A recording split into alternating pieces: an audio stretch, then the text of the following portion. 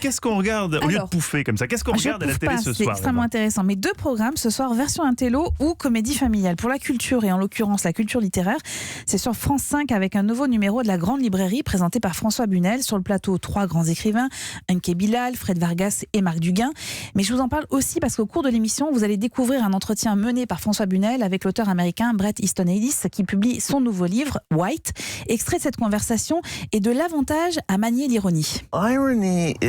L'ironie, c'est un style. C'est un point de vue.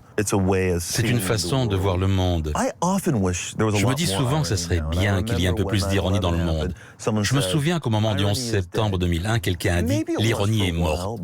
C'était peut-être vrai pour un temps, mais j'aimerais voir un peu plus d'ironie dans cette culture.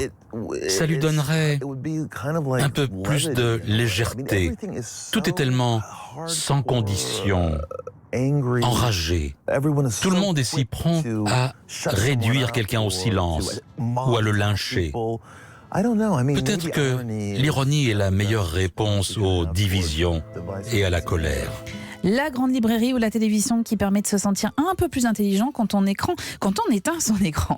Si vous êtes en famille, et pas l'inverse, si vous êtes en famille, vous pouvez toujours vous brancher sur France 4 pour une comédie de 2009, dont des pans entiers de dialogue sont devenus cultes. Neuilly-sa-Mère, ou quand Samy quitte sa cité de la banlieue de Châlons pour s'installer chez sa tante à Neuilly-sur-Seine. Et pourtant, il aime tellement sa cité. La cité, quand on est gamin, il n'y a pas mieux. On a tout ce qu'il faut pour rigoler. Des halls d'immeubles, des parkings, des marches d'escalier, même des écoles. Alors, je repose la question. Quelles sont les 2 grandes épidémies qui ont ravagé l'Europe à la fin du Moyen-Âge? Moi, monsieur. Youssef, oui. Le chômage et la misère.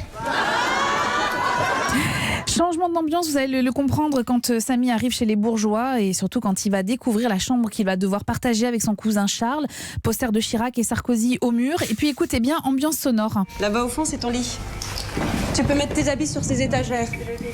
Et puis ce petit bureau, c'est pour faire tes devoirs. Ça va aller? Si t'as besoin de moi, je suis à la bibliothèque au rez-de-chaussée. Bonne installation, chérie. Et oui, Carla Bruni en fond sonore. Alors, certes, Neuilly-sa-Mère, c'est un peu caricatural, mais les jeunes acteurs s'affichent sans complexe aux côtés de Josiane Balasco, François-Xavier de Maison, Denis Podalides ou encore Valérie Lemercier. Certains dialogues nous rappellent ceux de la crise de Colline Serrault. C'est à voir en famille, c'est sur France 4 à 21h. Merci beaucoup Eva Rock pour ces conseils éclectiques.